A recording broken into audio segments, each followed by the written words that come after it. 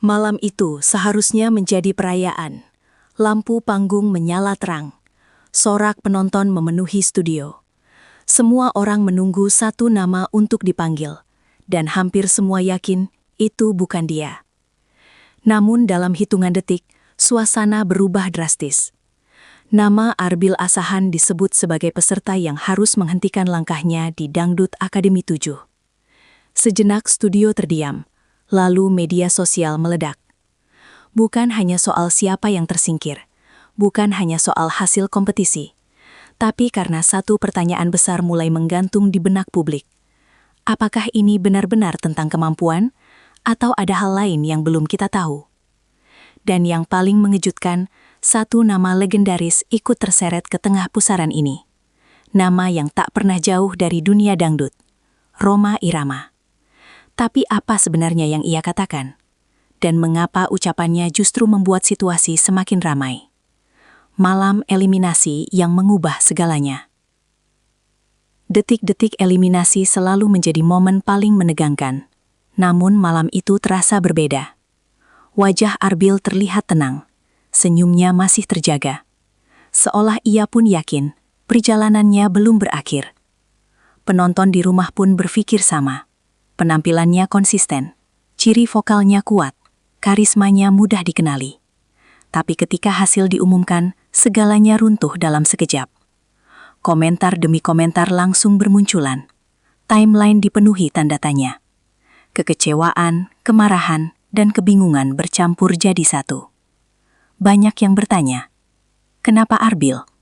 Apa yang sebenarnya terjadi? Dan dari situlah cerita ini mulai membesar. Namun eliminasi ini bukan titik awal. Ini hanya pemicu. Arbil Asahan, harapan yang terlanjur tinggi. Sejak awal kompetisi, Arbil bukan peserta biasa. Ia datang membawa karakter yang jelas, gaya bernyanyi yang mudah diingat, dan latar belakang yang membuat banyak orang merasa dekat. Perlahan, dukungan mengalir. Bukan hanya dari daerah asalnya, tapi dari penonton yang merasa melihat calon besar di dirinya. Ekspektasi itu tumbuh diam-diam. Tanpa disadari, publik mulai menaruh harapan terlalu tinggi. Setiap penampilan dinilai bukan lagi sebagai peserta, melainkan sebagai kandidat kuat. Dan ketika seseorang ditempatkan setinggi itu, jatuhnya akan terasa jauh lebih sakit. Apalagi jika jatuhnya datang tanpa peringatan. Tapi kekecewaan publik belum mencapai puncaknya. Karena setelah eliminasi itu, sesuatu yang lebih besar mulai terjadi. Saat publik mulai mencari jawaban. Dalam hitungan jam narasi berubah. Bukan lagi soal penampilan malam itu. Bukan lagi soal teknis vokal. Publik mulai mempertanyakan sistem, cara penilaian, arah kompetisi. Komentar bernada spekulatif bermunculan. Ada yang menyebut ketidakadilan. Ada yang menduga faktor non-teknis. Tidak ada bukti. Tidak ada tuduhan resmi. Hanya klaim publik yang bergulir liar. Dan seperti biasa, dalam situasi seperti ini, orang-orang mulai mencari sosok yang dianggap paling berpengaruh. Satu nama mulai sering disebut. Bukan juri aktif. Bukan peserta, tapi legenda. Mengapa Rhoma Irama ikut disorot? Rhoma Irama bukan sekedar musisi. Bagi banyak orang, ia adalah simbol, penjaga nilai, arah moral dangdut. Setiap ucapannya dianggap punya bobot. Setiap pendapatnya dianggap punya makna tersembunyi. Maka, ketika isu eliminasi Arbil memanas, publik menunggu satu hal. Apa kata Rhoma Irama? Diamnya ditafsirkan sebagai sikap. Bicaranya nanti akan ditafsirkan lebih dalam lagi. Tekanan publik meningkat, ekspektasi makin tinggi. Dan akhirnya pernyataan itu muncul. Tenang, singkat, namun dampaknya jauh dari sederhana. Saat Rhoma Irama akhirnya buka suara. Tidak ada nada marah, tidak ada pembelaan terbuka, tidak pula serangan balik. Rhoma Irama berbicara dengan gaya khasnya, reflektif, normatif, penuh filosofi. Ia menyinggung tentang kompetisi, tentang proses, tentang kenyataan bahwa panggung pencarian bakat bukan hanya soal suara.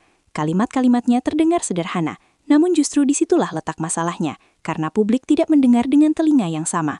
Ada yang merasa ia meluruskan keadaan, ada yang merasa itu sindiran halus, ada pula yang menganggapnya terlalu aman. Satu pernyataan, banyak tafsir, dan perdebatan pun mencapai titik terpanasnya. Tafsir yang terbelah, emosi yang bertabrakan.